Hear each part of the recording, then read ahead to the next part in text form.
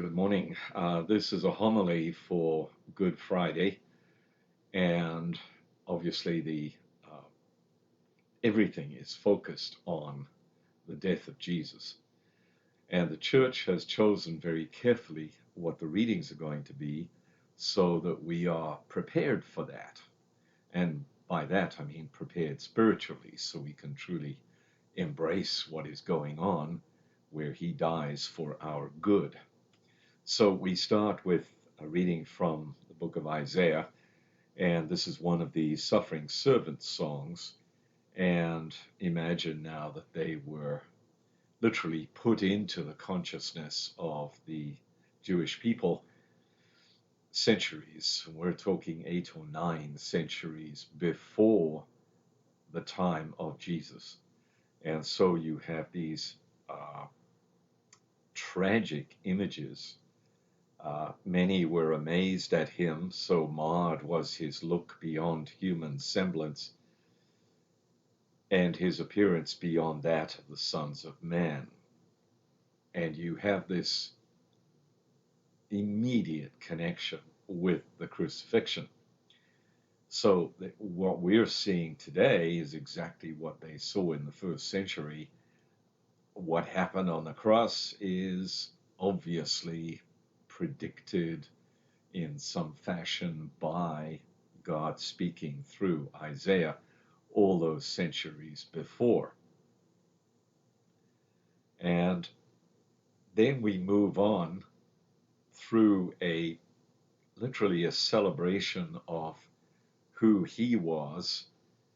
This is now this mysterious figure in Isaiah's time who we identify with Christ.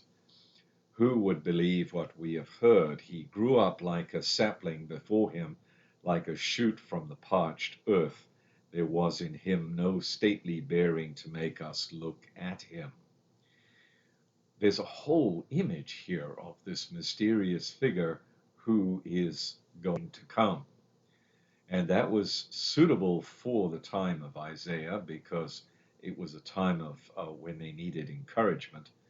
Here, today, we're reading this in a Catholic celebration, and the Catholic celebration is one of immediate recognition. Of course, this is Jesus Christ. Moving on, then, we come to the psalm, which was Psalm 31, and these are the words that Jesus spoke from the cross. Father, into your hands I commend my spirit.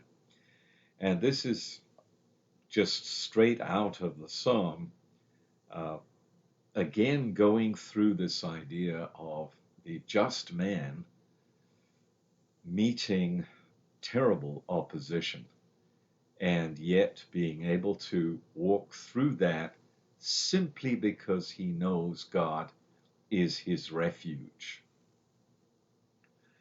Then we go from the psalm to a reading from Hebrews, and I've missed that. Here we go, reading from the letter to the Hebrews, and here we have an explanation, probably late first century, explaining to people who were of Jewish background, look, this is what we understand the death of Christ to be about. It starts by explaining that we have Christ, when he was in the flesh, he offered prayers and supplications with loud cries and tears. And this is why we read this today. And he was heard because of his reverence. There is a recognition here of the right attitude to have before God, this extraordinary sense of reverence. He became the source of eternal salvation for all who obey him. And there, in a nutshell, between the first reading, the psalm, and the second reading, you have the, if you like, spiritual framework in which we can then go and listen to the reading of the Passion, which in this case is from the Gospel of John. and I will leave that to you. Have a blessed day.